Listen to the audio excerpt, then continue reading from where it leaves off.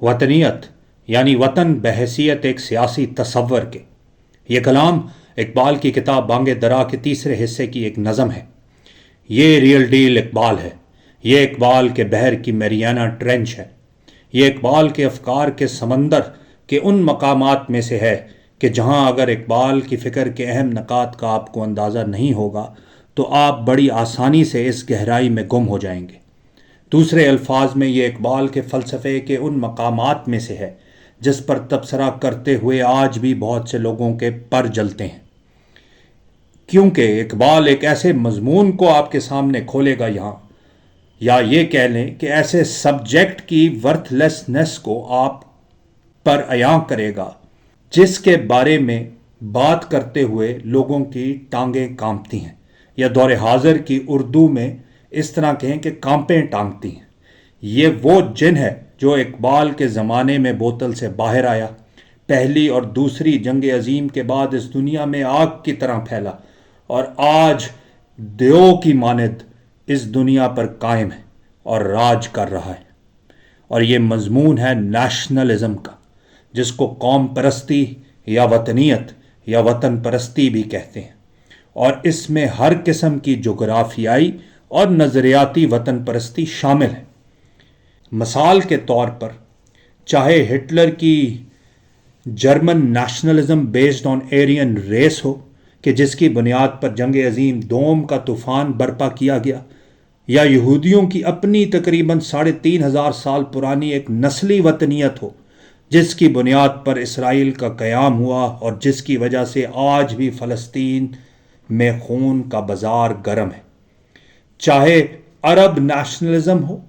جس کی بنیاد پر خلافت عثمانیہ کا خاتمہ ہوا اور جزیرہ نمائے عرب میں بہت سی اسلامی نیشن سٹیٹس کا قیام ہوا۔ اسی میں کمال اتا ترک کی ترک وطنیت یا ٹرک نیشنلزم بھی شامل ہے، جس نے بہرحال ترکی کو ترک باشندوں کے لیے ایک سیاسی وطن کے طور پر تو بچا لیا، لیکن خلافت کو ہمیشہ کے لیے دفن کر دیا۔ اس میں فارس یعنی ایران کی پرشین نیشنلزم بھی شامل ہے، جو صدیوں سے ایران پر مسلط ہے اور جس کا خاتمہ کسی حد تک امام خمینی نے شاہ آف ایران کو اتار کر کیا۔ یہی وہ وطنیت یا نیشنلزم کا جن ہے جو ہمارے پڑوس میں مشرق کی طرف ہندو نیشنلزم بن کر اکھنڈ بھارت کا خواب دیکھتا ہے، اور مغرب میں افغان نیشنلزم بن کر دریائے کابل کا خواب دیکھتا ہے۔ اسی مضمون میں ہمارے اپنے ملک کی تمام جغرافیائی اور لسانی وطنیت اور قوم پرست تحریکیں بھی شامل ہیں،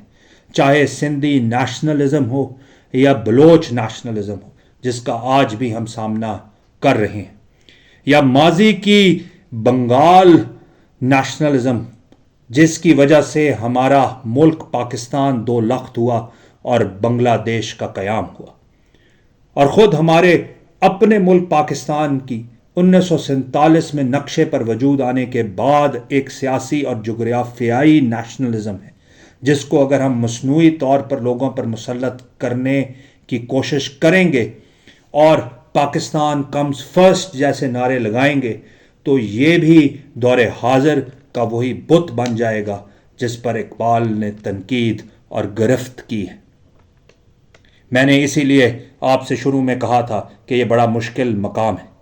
کیونکہ ہم دیکھیں گے کہ وہ اقبال جس نے ہمیں یعنی برصغیر کے مسلمانوں کو ایک سیپریٹ نیشن سٹیٹ یعنی ایک الگ قومی ریاست یعنی پاکستان کا تصور دیا، وہ انسان خود وطن پرستی اور وطنیت پر کس قدر شدید تنقید کر رہا ہے۔ ظاہری طور پر آپ کو یہ اقبال کا تضاد نظر آئے گا، جیسے اقبال پر تنقید کرنے والوں کو نظر آتا ہے کہ وہ انسان جس نے 1930 میں مسلمانوں کو سیپریٹ نیشن سٹیٹ کا تصور دیا ہو، وہی انسان نیشنلزم یا وطنیت پر اپنی کتاب بانگ درا میں اس قدر تنقید کس طرح کر رہا ہے کہ اس کو دور حاضر کا کفر اور شرک کہتا ہے۔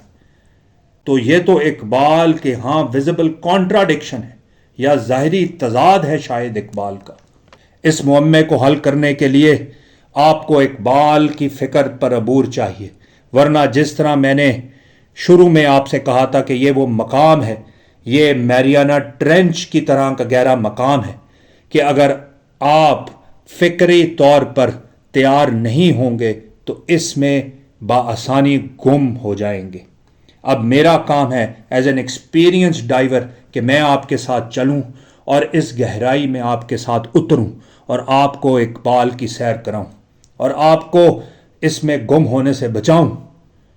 اور آپ پر وہ راز آشکار کروں جو مجھ پر آشکار ہوا ہے، اور آپ خود محسوس کریں کہ اقبال کی گہرائی میں کتنی خوبصورتی ہے اور کتنی وفاداری، ایبسولوٹ